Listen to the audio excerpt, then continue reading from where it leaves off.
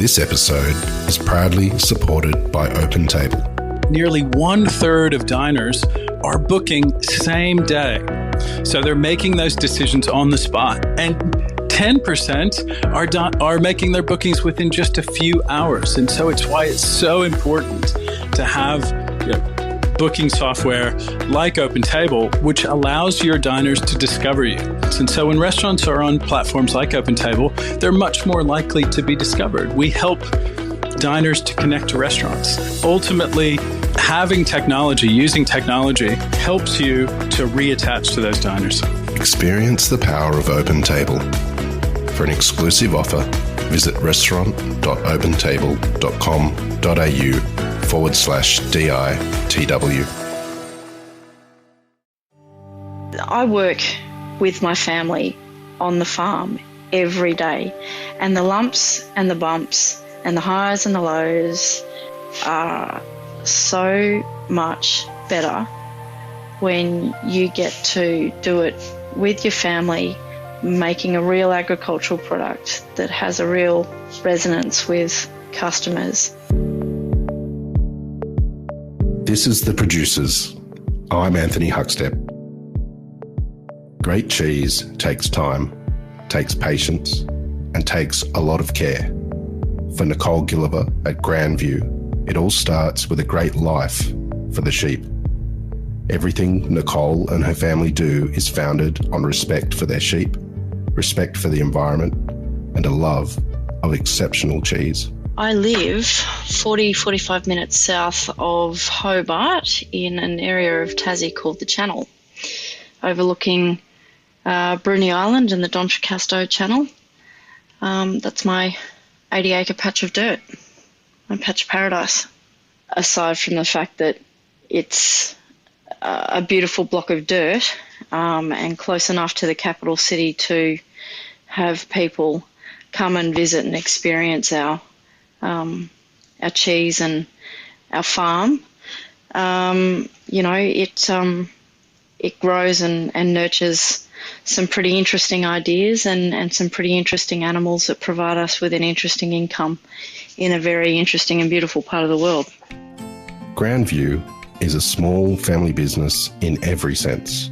Nicole, her mother, and brother combining their strengths and love for the road less travelled has resulted in an endeavour to take cheesemaking in a new direction down under. Well, the idea essentially was born from my mother's brain, which is fairly left of centre, and essentially the business comprises of the three of us, which is my mother and my brother and myself in equal partnership, and we're all sort of blessed or burdened, whichever way you want to look at it, with enjoying the road less travelled. And so our patch of dirt, aside from being beautiful, doesn't grow grass particularly well, and so it was always going to be a bit of a struggle to set up a cow facility here, and that idea itself is a little bit too pedestrian for the likes of us. So goats were considered, but by and large the pull for us came from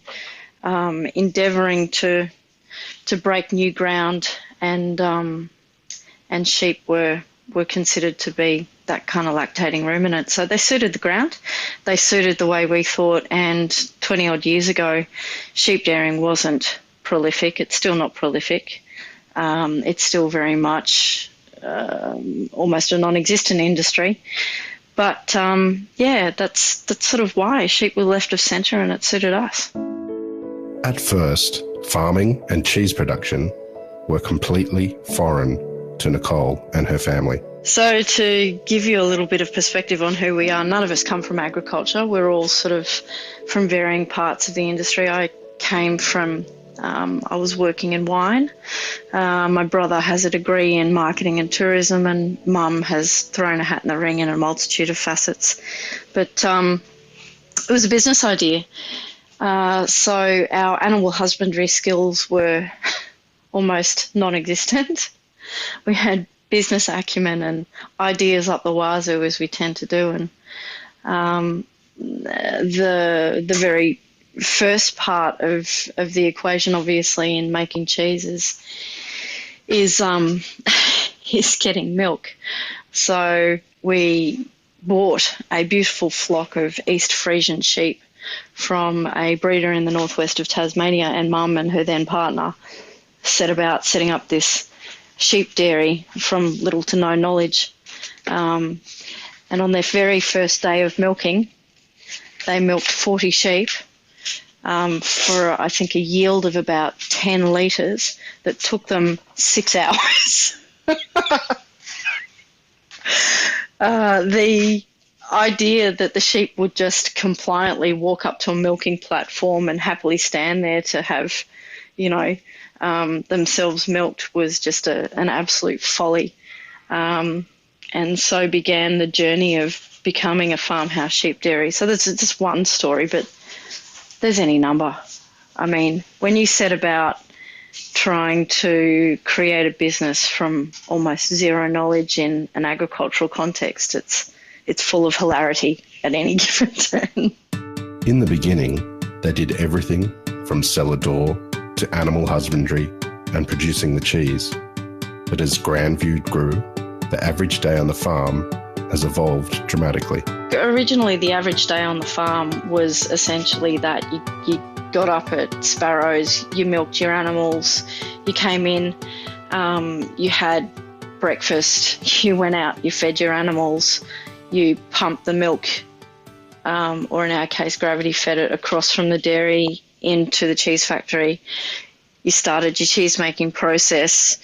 Because we were everything to everyone at that stage, we also had a farm gate cellar door. So we'd often down tools in the middle of making a cheese batch to go out and deal with people who wanted to buy our cheese. And of course, that's what sustained us in the end was, selling direct to the public and talking to people about how crazy we were at the coalface. So we'd happily down tools, walk out in a hairnet, have a chat to people, sell them some cheese, walk back in, and by that time, of course, the milk's beyond pasteurisation. You're having to rapidly cool it down. All things are going wrong in your make. And what was ordinarily a 10-hour day has turned into a 16-hour day. So that was 20 years ago. We now employ 3 cheesemakers, and we spend a lot of time talking about strategic direction with our ideas and not chasing shiny objects, and how we're actually going to think more about what our customers want than what shiny objects we want to chase, because we're very, very, very good at chasing shiny objects. So it's been a big evolution in 20 years. Sheep farming for milk in Australia is one of the most challenging of dairy farms.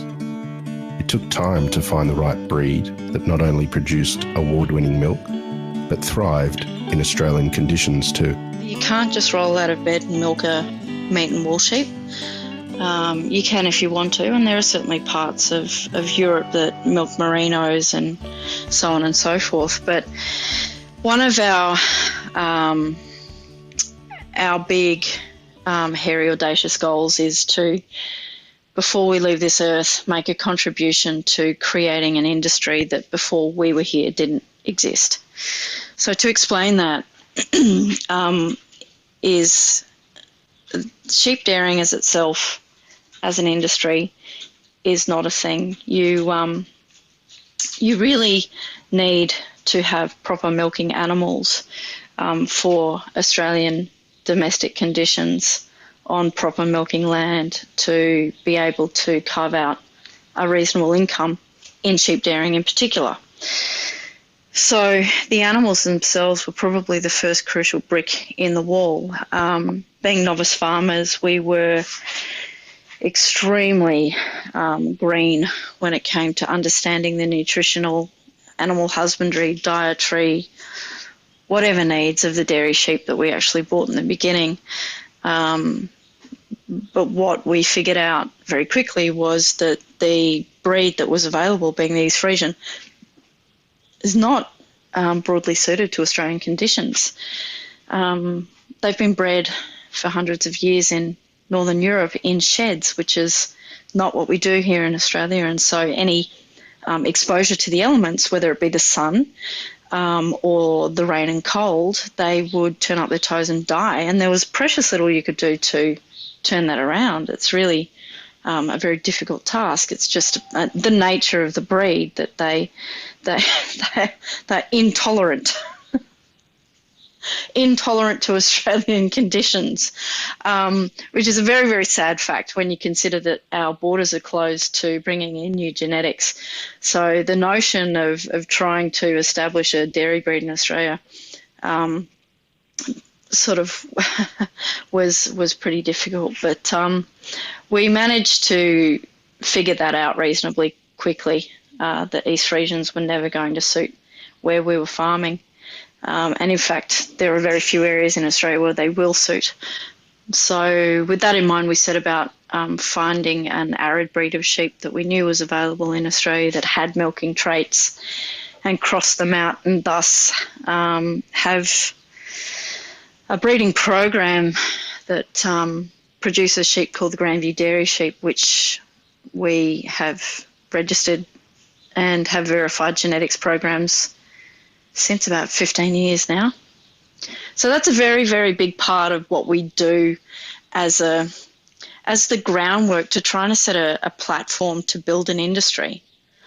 I mean, in New Zealand, they've had sheep dairying for about 15, 20 years as well, but they have global quantities and global expansion because they've partnered with the government and private enterprise. You know, they've co-funded the emergence of a very real sheep dairying industry, but in Australia we still haven't quite grasped that.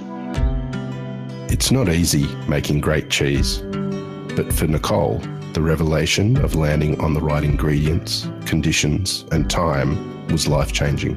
It was a camembert style cheese, and for anyone who is remotely sensory out there, which is everyone unless you're dead, the moment you actually put your hands into a vat of freshly cut camembert style cheese, the sensory feeling is incredible. It's body temperature.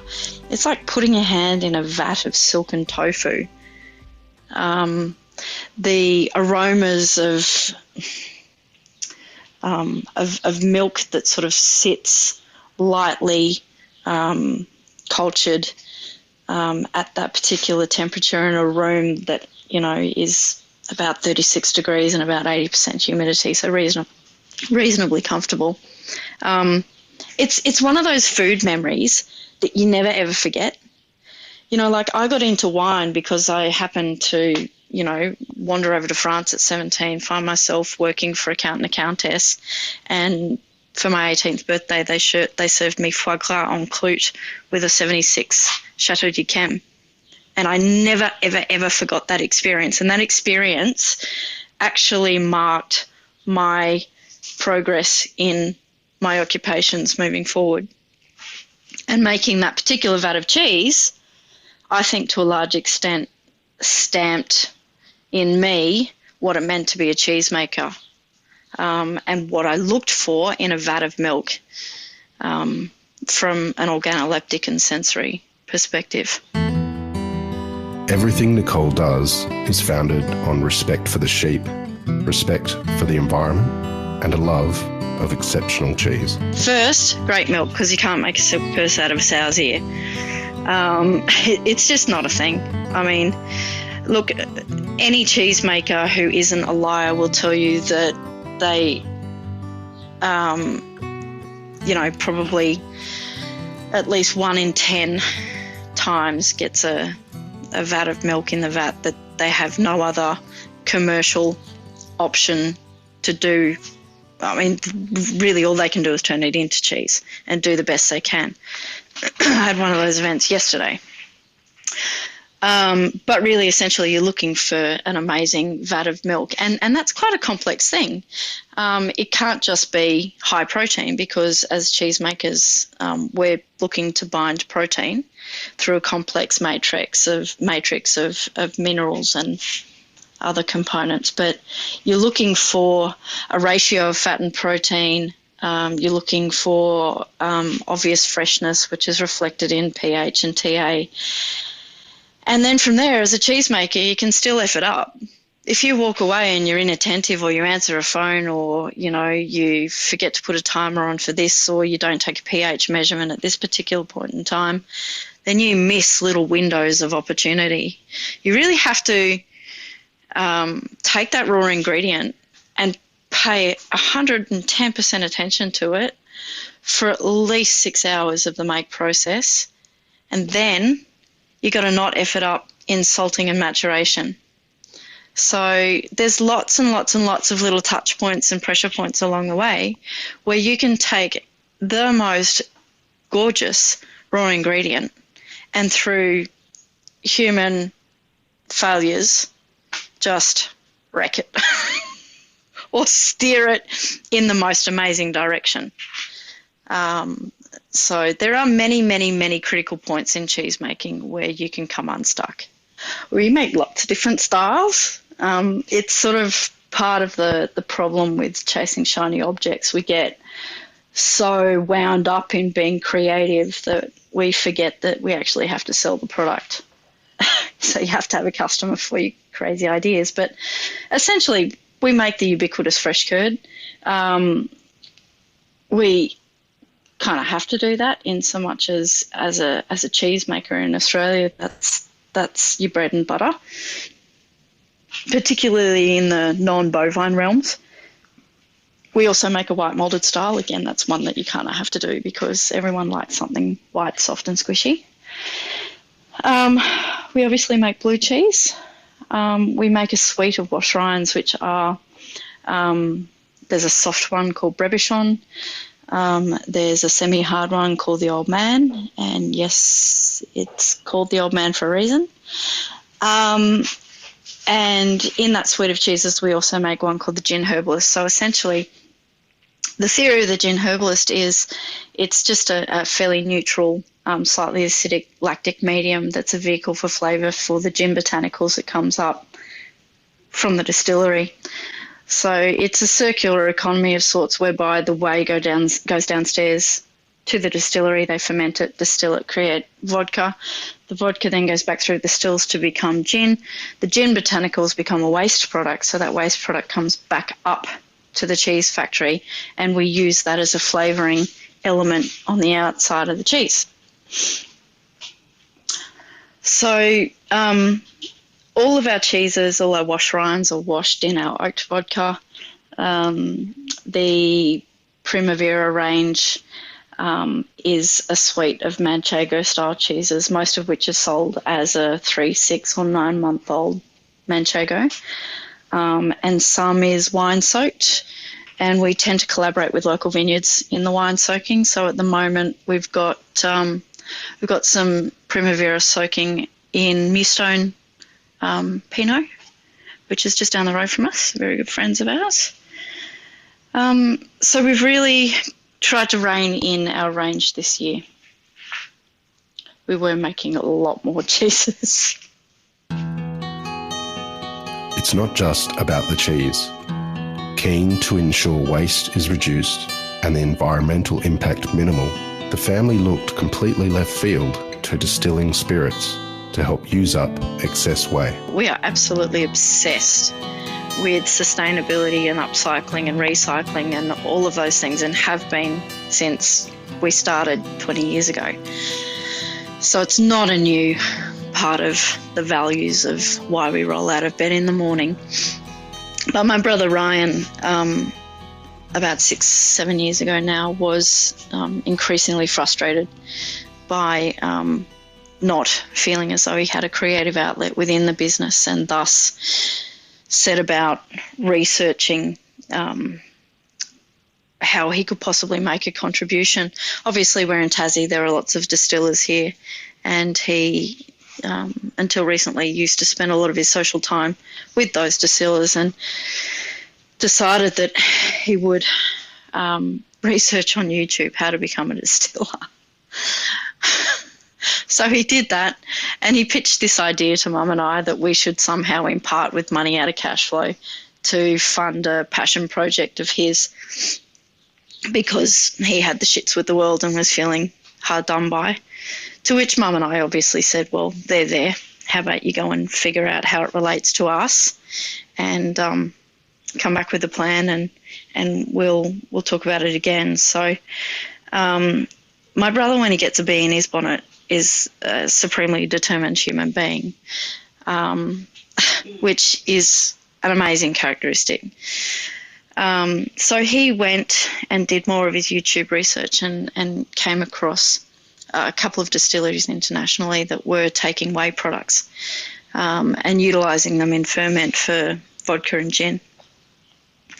My brother is very creative but doesn't have a scientific bone in his body, so he came back to Mum and I and said, I've got it. We'll take all of our whey and we'll ferment it to create gin and vodka, and that's what we'll do, and it feeds directly into our values, so it's all good. Now, Mum and I know that lactose doesn't ferment, so we kind of did a bit more deep digging and said to him, well, you know, we think we can come up with a plan, but it's going to take some time. So eventually we came up with that plan, and it's been immensely successful. We launched Hartshorn Distillery, which is my brother's surname, sheep whey vodka in 2014, I think it was. And the year later, it became the first vodka produced in the Southern Hemisphere to ever win the title of World's Best Vodka at the London Wine and Spirit Awards. So it's been a huge part of our business for the last sort of 6 or 7 years, an unexpected real bonus, and continues to provide us with a lot of value as a business and a lot of value as a family, as far as, you know, reinventing a waste product and being able to talk about it and tell our story. Originally, cheesemaking seemed like a unique opportunity, but it's not only resulted in one of Australia's best cheeses, it's completely changed Nicole's life too. It was my saviour. I was on a growth trajectory to being a professional drinker. It's exciting to be an Australian cheese, and it's exciting to be a non-bovine cheese, because we're breaking new ground. You know, we're all on this massive learning and growth trajectory together, and no more so, I think, than in sheep dairying, because there are so few of us doing it. So to be, if you like, on the forefront of pioneering what hopefully might one day become a proper, fully fledged industry, and making real headway into understanding the composition of milk, the composition of animals that, you know, compose that milk, and how it behaves in an Australian cheese marketplace and whatnot. It's, you know, it gives you purpose every day. So I think that's the best or most comprehensive answer to how I feel about being involved in sheep cheese making specifically, as opposed to cow or goat. One of the keys to Grandvewe's success has been the support of the restaurant industry and how they champion small bespoke producers. Restaurants, I think, are extraordinarily important, irrespective of whether they're our customers or not. We obviously have a lot of restaurants who are our customers, who, you know, we develop extremely meaningful relationships with, and we can share pain points and talk about how what we produce relates to how they interpret what we produce. And that's really exciting and really invigorating. I think restaurants in Australia broadly make the most significant contribution to producers, in that our country has the most dynamic set of food and booze consumers from, a pretty low base 20, 30 years ago to now. For a small island nation of 25 million people, we're food and booze obsessed. And I think part of that reason is because we have such exceptional produce and also exceptional interpreters of that produce, So there's a symbiosis there. Without restaurants and the calibre of restaurants that we actually have on this continent, we don't have the level of interest for our product, either at retail level, farm gate level, or via wholesale channels. So without restaurants, the risk of producers such as us is that, you'll see less and less of us. Timing, as they say, is everything. For Nicole and the success of Grandvewe, there was one turning point that helped them move forward and confirmed the belief in what they do. Well, I think the highlight was winning Champion Cheese at the Royal Sydney Show for our Sapphire Blue in 2012. We were in a pretty dark place. We had just exited a business partner in a fairly acrimonious fashion. The business wasn't going well. Personally, I think all three of us were in a pretty dark place. And it was at that moment that we received notification that we had actually won Champion Cheese at the Royal Sydney Show. We couldn't pay our bills. I mean, this is not an unusual story for a lot of producers or people in business generally. Know that you always go through these ups and downs. So, you can cry yourself a river, but this is part of the journey. And it's so easy for me to say that looking in the rearview mirror. But at the time, we were in a world of pain and didn't know whether we should wind up or, dig deeper. And winning that particular award for our Sapphire Blue cheese really just gave us the impetus to carry on. Gave us obviously some profile, an injection of cash via sales, which was, much needed. And really it was just that little turning point that shifted us around that corner. And we could have gone out the back door. Not a word of a lie. Food production has changed as the world's population has grown. But for Nicole, it's the small producers that connect us all and remind us how important quality produce is. Because we're tangible and we're real. I had a conversation recently with someone in the industry about an event that was being run, and one of the event itself is a wine event and it's pitched around small players in the market. But one of the sponsoring bodies sought to invite a big dairy producer who, wanted to be there for their own commercial reasons. And, those guys have plenty of opportunity to drive their own messaging. They don't need to come in and hijack small people's events to sell their wares. But I think small producers give people some real perspective on how difficult it is to do what we do. And therefore, how difficult it should be to not throw things away and be wasteful and all of those things that supermarkets have taught us to do in a very quick space of time. Without tangibility or access to small production, farm gates, those kinds of things, farmers markets, great restaurants that focus on, small producers' produce, I think society will lose touch with one of the fundamental elements of what fuels us in a really meaningful way. And that is, contact with humans, contact with animals, and the real understanding of the relationships and the symbiosis of how we interrelate. Food does that a lot. And if you take small producers out of the equation, then the supermarkets win and the big boys win.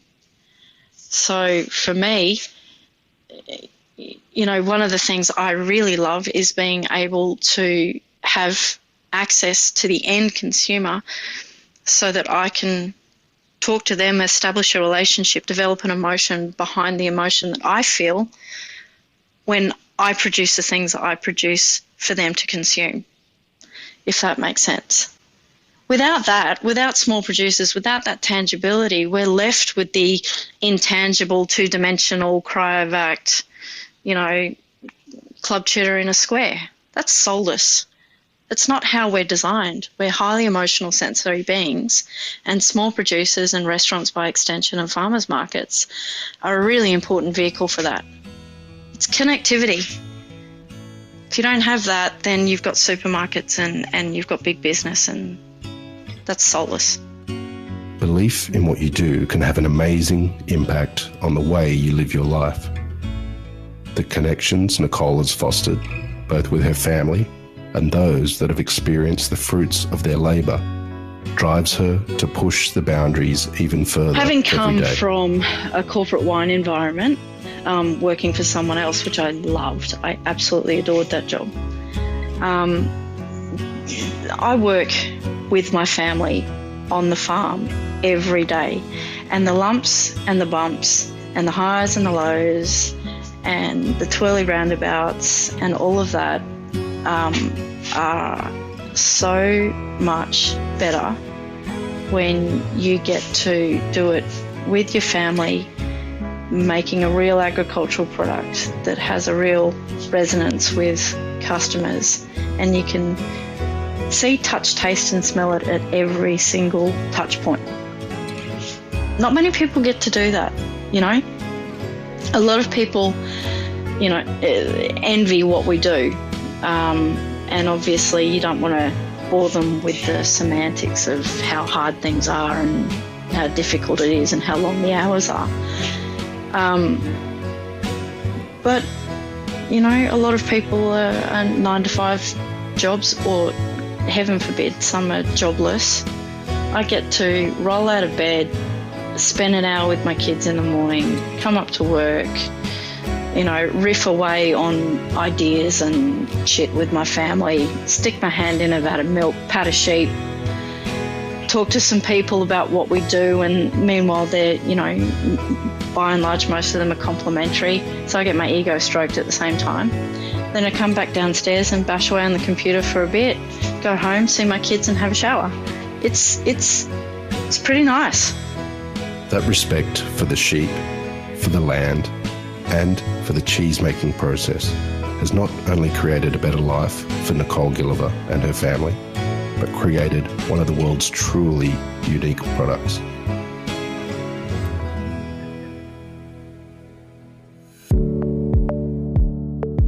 This is The Producers, a Deep in the Weeds production. I'm Anthony Huckstep. Stay tuned as we share the stories of producers, farmers, makers, and growers, the true lifeblood of the food industry. Follow us on Instagram at Producers Podcast, or email us at producerspodcast@deepintheweeds.com.au.